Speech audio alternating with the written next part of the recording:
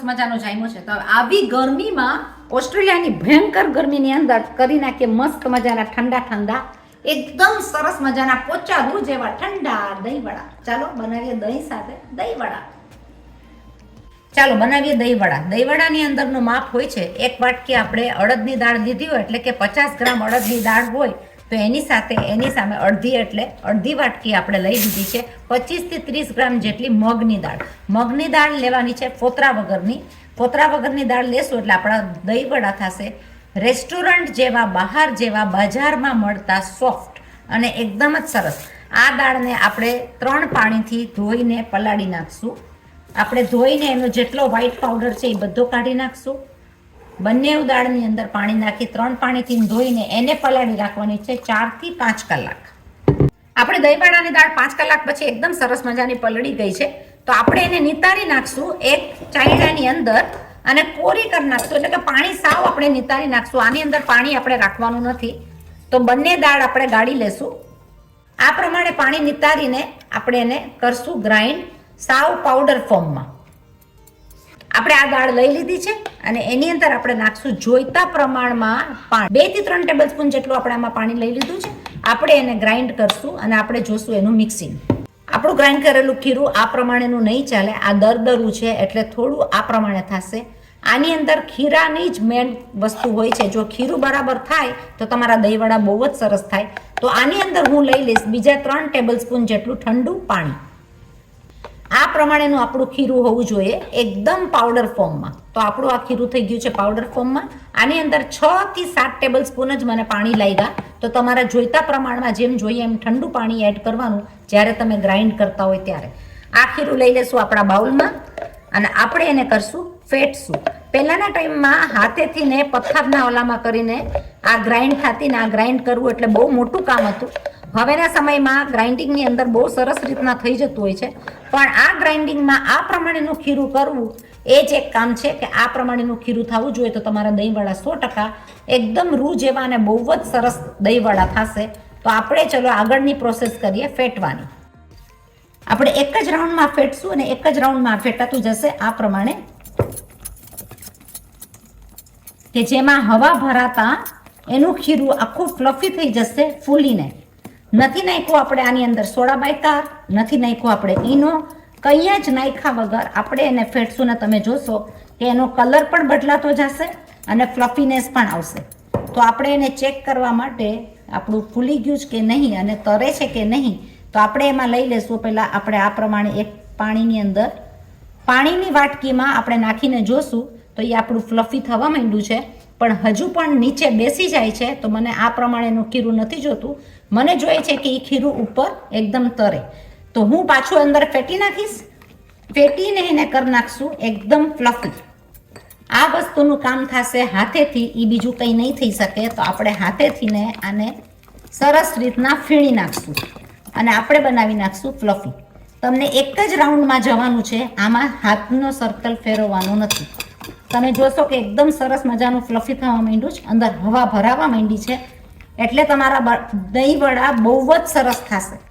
આની અંદરની કસરત બહુ સારી એવી હોય છે. 5 થી 7 મિનિટ આને ફેટવું જરૂરી કે એનું ખીરું એકદમ ફ્લફી થઈ જાય, એની અંદર હવા ભરાઈ જાય અને તમારું ખીરું બહુ જ સરસ રીતના વડા કરે. એટલે કે દહીંવડા એકદમ ફોરા થાય અને બહુ સરસ લાગે. આ પ્રમાણેનું ખીરું થવું જોઈએ એકદમ રૂ જેવું અને એકદમ ફીણવાળું. આપણું ખીરું તમે જોઈ શકો એકદમ ફ્લફી થયું છે અને એકદમ હવા ભરાઈને કલર પણ બદલાઈ ગયો છે. આ પ્રમાણેનું ખીરું આપણને જોઈએ, પેસ્ટ આવી જોઈએ. આપણે લઈ લઈશું એને એક પાણીની અંદર અને જોશું જો તરતું હશે તો એ ખીરું એકદમ બરાબર છે. તો આપણે પાણીની એક વાટકીની અંદર આને ટેસ્ટ કરવાની રીત આ હોય છે. આ આપણું તરે છે એટલે આપણું ખીરું એકદમ સરસ થયું છે. આપણા દહીંવડા બહુ જ સરસ થશે એની ગેરંટી. આપણે એની અંદર કરી લઈશું મસાલો. તો જોઈતા પ્રમાણમાં આપણે નાખી દઈશું સોલ્ટ. એની સાથે આપણે નાખી દઈશું જરાક એવું જીરું. જીરું સાથે સ્વાદ વધારવા આપણે નાખી દઈશું એમાં થોડા એવા ધાણા અને થોડા એવા મરચાં. આપણે લઈ લીધા છે મરચાં, ધાણા, જીરું અને નિમક. એનું આપણું ખીરું બહુ સરસ રીતના મિક્સ કરી નાખશું. આપણે કરી નાખશું વડા. તેલની અંદર આપણે નાના નાના આ પ્રમાણે વડા કરીને તળી લેશું. પ્રમાણે આપણે નાના નાના વડા લઈને દહીંવડા બધા જ આપણે લઈ લેશું ને આપણા દહીંવડા બહુ જ સરસ થશે એની ગેરંટી. કારણ કે આ તળાતા દહીંવડા ડબલ ધ સાઇઝ ઓલરેડી થવા માંડ્યા છે.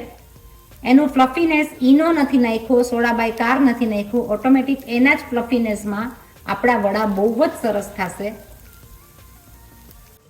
આ તળાતા વડાને તમે જોઈ શકો એકદમ જ સરસ લાગે છે કારણ કે ડબલ ધ સાઇઝ થઈ ગયા છે એટલે આપણા બહુ જ સરસ પોચા વડા થશે.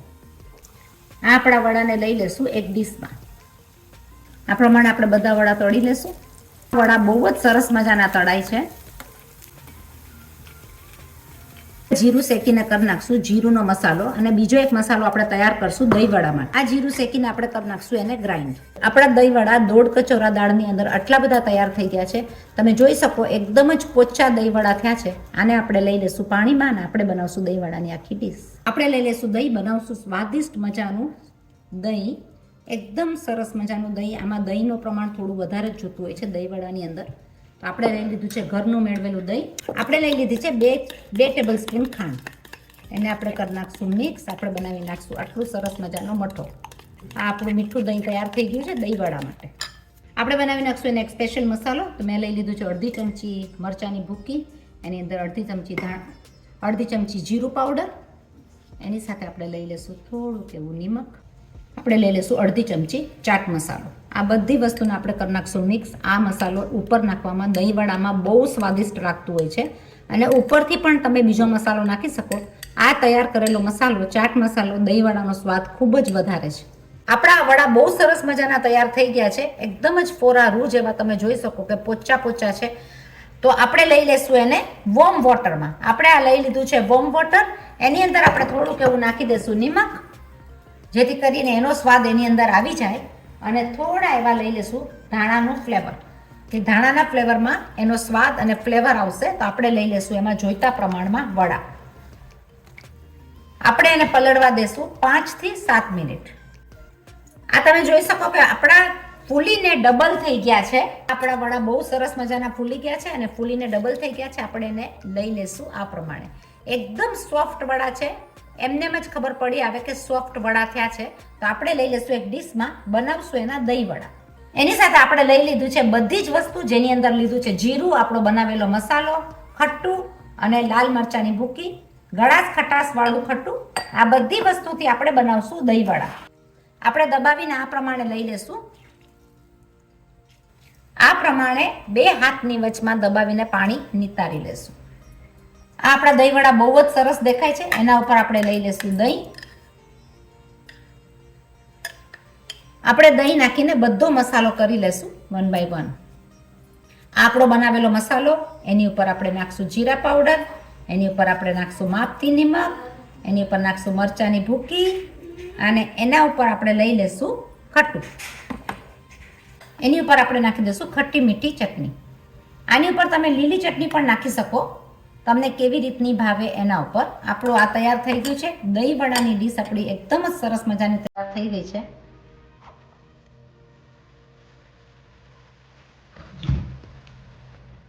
આપણા સોફ્ટ દહીં વડા તૈયાર છે.